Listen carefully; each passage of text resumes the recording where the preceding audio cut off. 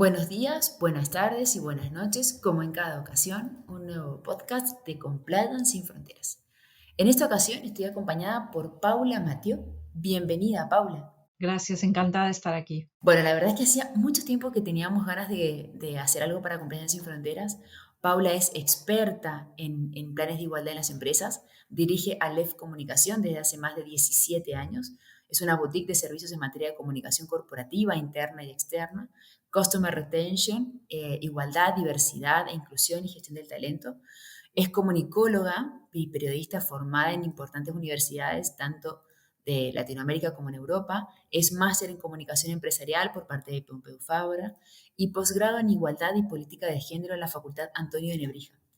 Además, Paula asesora a importantes compañías del ámbito español y latinoamericano, fundamentalmente, aunque no de forma exclusiva, ya que en materia de marketing interno y externo también tiene un importante posicionamiento corporativo. Así que, Pau, ¿cuánto tenemos para aprender en este podcast y cuántos temas hay para hablar en la actualidad que estamos viviendo, ¿no? Bueno, sí, realmente la sociedad ha cambiado mucho en los últimos años y esto realmente después de muchos años de picar piedra, como digo yo, creo que ahora estamos en un momento dulce para los temas de igualdad y donde realmente la situación de la mujer ha pegado un gran cambio, ¿no? En Latinoamérica se mira mucho lo que ocurre en España. En España contamos con la Ley Orgánica 3 del año 2007, del 22 de marzo, que es la Ley para la Igualdad Efectiva de Hombres y Mujeres. Repetimos, 22 de marzo del 2007. ¿No es increíble que solo hasta 2007 hayamos tenido un reconocimiento legal? Es decir, ¿qué diferencias cualitativas has presenciado personalmente en el mercado desde la promulgación de la norma?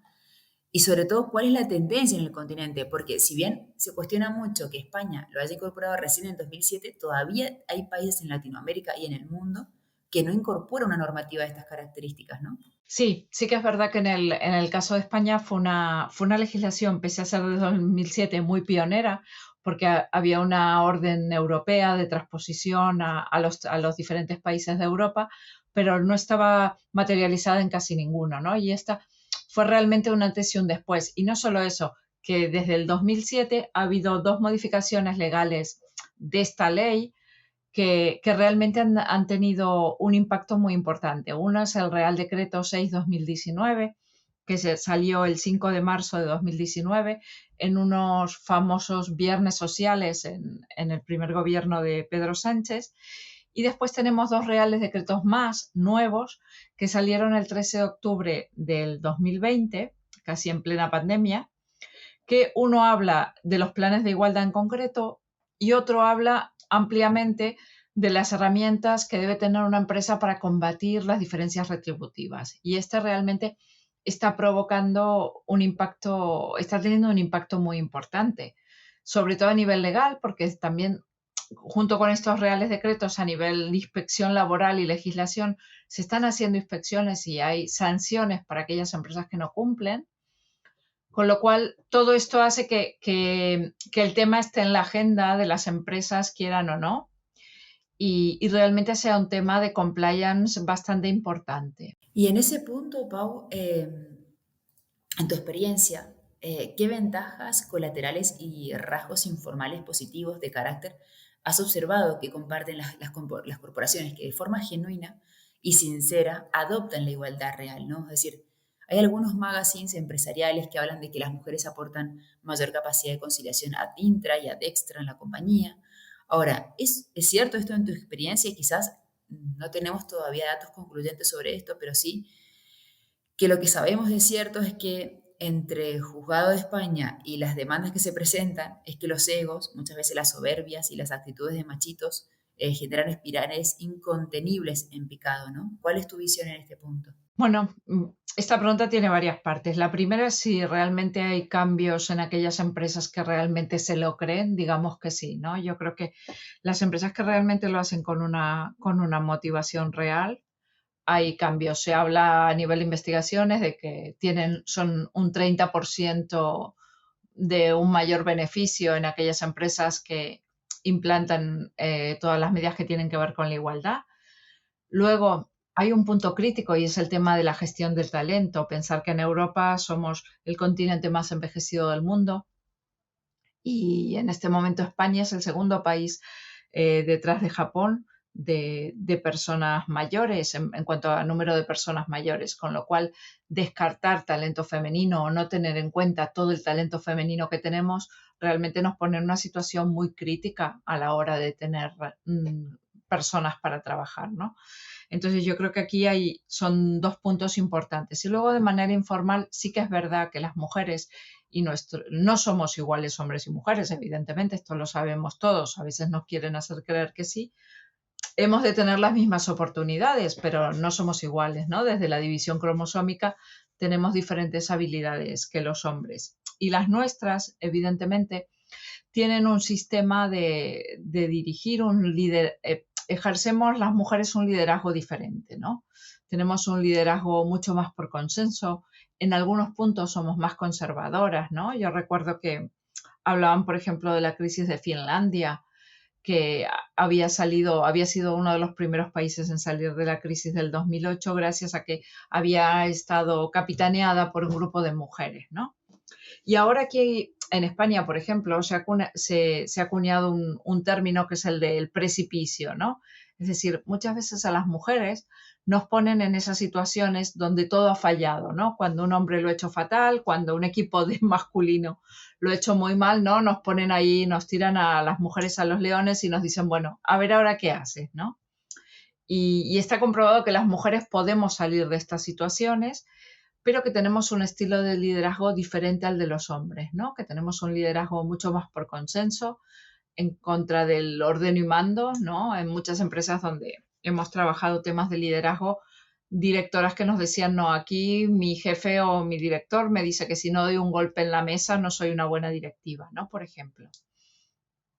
Entonces, este liderazgo hace que realmente las empresas estén más felices, las personas estén más felices en las empresas y esto tenga realmente un impacto tangible en la cuenta de resultados, ¿no? Pau, y en ese punto, y siguiendo con el tema de la comunicación ad extra del plan de igualdad, ¿qué canales informales existen para la comunicación ad extra? Es decir, para clientes, proveedores, competidores, entes reguladores, organizaciones industriales. Es decir, con canales informales no nos referimos a eslogans de documentación publicitaria, sino a medidas realmente informales. Por ejemplo, en los restaurantes vascos es una norma cuasi religiosa que la cocina tiene que estar a la vista completamente. Las salas de espera de las compañías no deberían estar situadas en una zona diáfana del pool de oficinas para que esté realmente a la vista entre quienes ocupan la mesa hay paridad. Pensemos de forma creativa, ¿no? Es decir, ¿qué anécdotas puedes compartirnos o qué brainstormings has realizado al respecto a lo largo de tu extensa carrera? Bueno, el tema de la comunicación del plan es un tema también bastante importante. En este momento, digamos, en el ámbito formal, el primer canal es que todos los planes de igualdad han de estar registrados en el registro de convenios colectivos y esto es público. Entonces, todos los planes que están registrados están colgados en una base de datos de público acceso. Y a nivel informal, con clientes y tal, se ha hecho menos y se hace menos, ¿no? Pero, por ejemplo, no sé, alguna compañía que tiene puesta una política de igualdad en la recepción, esto que decíamos, ¿no? Es verdad esto que tú comentabas de las recepciones diáfanas y en el centro de la compañía. Y sí que, por ejemplo, que tengan una declaración de principios donde diga que en esa compañía no se discrimina por razón de sexo y no hay diferencias retributivas, realmente es una clara apuesta de valor hacia la clientela y hacia los usuarios de esa empresa, ¿no? Hay alguna empresa que ha utilizado todo el tema de la responsabilidad social, no solo de la igualdad, durante años para hacer de eso su ventaja competitiva, como podía ser en algún momento MRV, que luego cambió de política y casualmente cambiaron también sus resultados. No sé qué es antes, ¿no? Pero yo recuerdo que cuando basaba su política externa, su política de comunicación externa en todas sus acciones de RSC, en el cuidado de las personas y en poner énfasis en el plan de igualdad y en todas las acciones y las medidas que tenían, realmente los resultados eran mejores, ¿no? Y en cuanto a las empresas, realmente yo creo que comienzan a hacer esta comunicación externa y también a veces informal, ¿no? Ahora empezamos a ver anuncios en televisión donde se habla de compañías que trabajan por la igualdad, por la visibilidad de las mujeres, ¿no? Por ejemplo, aquí Iberdrola habla en sus anuncios de igualdad. Coca-Cola hace unos años hizo un anuncio donde hablaba de la conciliación, donde era un momento que había pocas empresas que hablaban de estas cosas, ¿no? Ahora ya comienza a ser más habitual, ¿no? Que incluso a nivel de marketing las compañías empiecen a utilizar el tema del plan de igualdad para poner en valor eh, este cumplimiento legal que realmente es una clara apuesta por el talento femenino, ¿no? Es una forma de atraer al mejor talento y en cuanto a canales, la verdad hay diversidad, pero yo creo que eso, desde empresas que hacen servicios específicos para mujeres, porque evidentemente pensar que las mujeres toman prácticamente el 90% de las decisiones de compra que se toman en una casa las tomamos las mujeres diariamente, pues ahí tenemos un mercado muy amplio y donde algunas empresas también han visto el nicho de negocio y están creando productos enfocados al público femenino en este sentido. Y luego campañas más informales, ¿no? Más que tienen que ver con esto, con anuncios, más que tienen que ver con una apuesta clara por la igualdad, por la diversidad también, ¿no? Evidentemente, la diversidad está dentro del día a día de las compañías, ¿no? También. Y en ese punto, y hablando de compañías específicas, están las cotizadas, ¿no? Que si bien mantienen por imperativo legal, perdón, un portal del accionista, donde la memoria no financiera tiene que cubrir ciertos aspectos no contables, aquí entra el tema de compliance, ¿no? Y compliance regulatorio, los planes de empresas para los próximos ejercicios, las relaciones con los inversores, los planes de responsabilidad social corporativa, los planes de igualdad. ¿Cuáles son las memorias no financieras que recuerdas como excelentemente bien redactadas en el contexto de este tipo de cotizadas? ¿Qué diferencias idiosincráticas existen entre este tipo de informes de las empresas europeas, las norteamericanas y las de Latinoamérica que nos puedas compartir, ¿no? Bueno, las americanas o las de Estados Unidos, por ejemplo, ¿no? Con que tienen una trayectoria tan potente en el ámbito de la diversidad, lo tienen como muy integrado. En nuestro caso estamos en un punto medio. Ahora se empieza a incluir en todos los informes no financieros el tema de la brecha salarial, ¿no? Hace 3 años era impensable que una compañía normal incluyera los datos de brecha salarial en su informe no financiero y ahora es una práctica habitual y normalizada, ¿no? Es cierto que las empresas del IBEX han mejorado también mucho el ratio de mujeres en sus consejos de administración. Pensar que hace 5 o 10 años estábamos en un 12% y ahora estamos prácticamente en el 25% de mujeres en los altos niveles directivos en las empresas del IBEX. Con respecto a empresas que lo hacen bien, en realidad todas las grandes tienen unas memorias financieras que recogen de alguna manera el estado del plan de igualdad y el estado de la brecha salarial. Las grandes sí, lo que estamos empezando a ver es que esto también se aplica en las medianas, ¿no? En las empresas de mediano tamaño que empiezan a hacer su informe de información no financiera, también empiezan a aparecer los datos de igualdad, ¿no? Y yo me encuentro con que me solicitan la información de igualdad para los informes de empresas que igual tienen 100 personas o 150 personas. Y luego las pymes todavía no han llegado a ese punto, pero sí que es verdad que en España han llegado al punto del plan de igualdad porque tienen obligación de tener su plan de igualdad a partir de 50 personas trabajadoras. En el caso de Latinoamérica, sí que yo creo que es un tema todavía reservado a las grandes corporaciones, ¿no? Y sobre todo corporaciones multinacionales que tienen su headquarters en Estados Unidos o en Europa y que entonces ahí sí que tienen una cultura de esta información. Pero aquellas que son nacionales todavía creo que no están en el punto de, igual alguna habrá seguramente, ¿no? Pero la mayoría no están todavía en este punto de visibilizar el tema de la igualdad tan, de forma tan importante, ¿no? En Latinoamérica hay algún programa a nivel de esto, de Unión Europea, bueno, de de diferentes entidades en el tema de la visibilización del talento. ONU Mujeres está trabajando muy activamente en Latinoamérica con un programa que se llama WEBS, que es un programa para visibilizar el tema de la igualdad y los planes de igualdad y las iniciativas de igualdad en toda Latinoamérica. Aquí en España tenemos el distintivo de igualdad, que es un sello que reconoce a aquellas empresas que son excelentes, que también es una herramienta de dinamización muy importante. Pero sí que es cierto que no hay una norma europea como una ISO global que pudiera, o latinoamericana que pudiera englobar a todos los países, ¿no? Cada país va teniendo su norma y sus reconocimientos propios. Y en ese punto, Paula, analizando un poco lo que nos ha traído la pandemia, que en líneas generales es virtualidad total, ¿no? Eh, ¿Qué cambios ha supuesto este tema del teletrabajo en el ámbito corporativo, ¿no? Y la gestión de estos cambios desde las políticas de igualdad? ¿Cuál ha sido desde tu punto de vista, es decir, desde los planes de igualdad, desde la comunicación corporativa, desde la situación de crisis que han pasado muchas corporaciones? ¿Cuál ha sido el antes y el después? Mira, aquí hay dos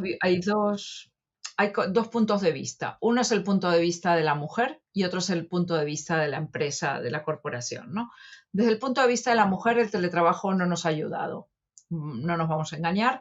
Las mujeres nos hemos ido a casa a hacer nuestro trabajo, el trabajo doméstico y todo junto en el mismo, en el mismo entorno y sin poder dejar de hacer nada, ¿no? Con lo cual han crecido bastante el número de mujeres con depresión, mujeres estresadas, porque la pandemia no, en eso no nos ha ayudado, ¿no? Es cierto que en el teletrabajo sí, que situaciones que hubiesen sido impensables de teletrabajo, la pandemia de un día para otro nos mandó a todos a casa a trabajar y esto nos obligó a todos a poner los sistemas para que todo el mundo pudiera teletrabajar, pero también es verdad que ahora que más o menos la pandemia está controlada, las empresas muchas están volviendo a la presencialidad, ¿no? Hay algunas donde el teletrabajo se ha quedado, pero en todo caso, en la mayoría de las empresas no se ha quedado 100%, se ha quedado con parcialidad, ¿no? Aquí, de hecho, también en España tenemos una ley de teletrabajo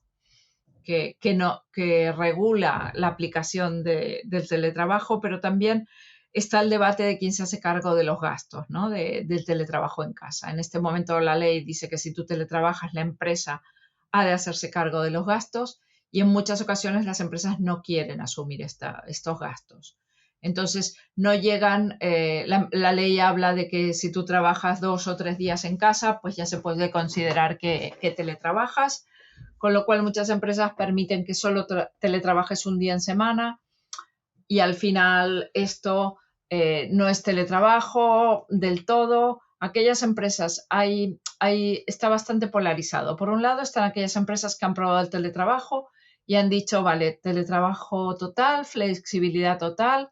En principio tú vienes a la empresa cuando quieres y haces el horario que quieres. Y por el otro lado tenemos aquellas empresas que, a excepción de los momentos duros de la pandemia, cuando todo estaba cerrado y donde no se nos permitía movernos, han vuelto a trabajar a la presencialidad y no les ha quedado nada, ¿no? De aquella cultura del teletrabajo, o han mantenido un día en semana o unas horas o alguna cosa muy, muy residual, ¿no?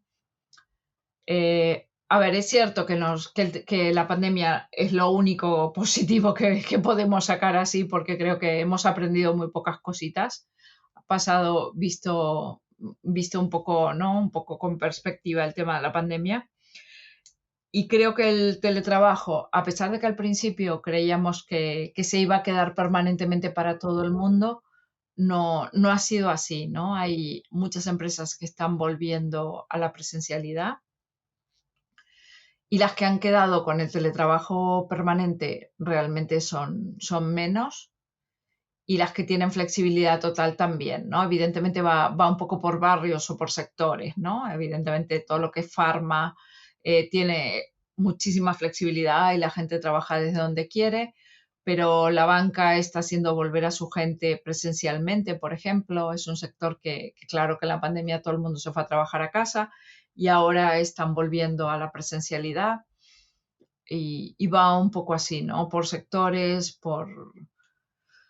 por áreas y ya te digo, y después hay que tener en cuenta el punto de vista de la mujer, ¿no? Porque fue una vuelta, un volver a entrar a casa, ¿no? Habíamos logrado salir y parecía que las tareas domésticas se compartían y fue un volver a casa para volver a asumir todo lo que era el trabajo doméstico. Ya que estábamos en casa, ¿no? Ya que estás con el ordenador, ves y ponte una lavadora, ¿no? Ya que estás en casa, ves y ponte la comida, ¿no? Cosas así. Y con toda la vida familiar también, ¿no? Lo que ha supuesto tener hijos y hijos en actividad, en vida escolar, con teletrabajo, con teleschool Bueno, también, los ¿no? momentos duros de la pandemia fueron un caos, porque al final la gente se tenía que organizar, los niños tenían que seguir sus clases. Yo recuerdo en ese momento hacía coaching de conciliación para una empresa y entonces tenía unas sesiones individuales. Y un padre un día me dice, mira, esto es un caos. Dice, mi mujer es servicio esencial porque trabaja en la sanidad. Dice, y yo tengo 3 niños. Dice, pero claro, la señora no puede venir a ayudarnos. Dice, esto parece el regimiento. Dice, tengo que No, y organizar. además que tú necesitas tantos ordenadores como niños tengas, porque no estaba previsto que tuvieran clases simultáneas Claro, incluso, ¿no?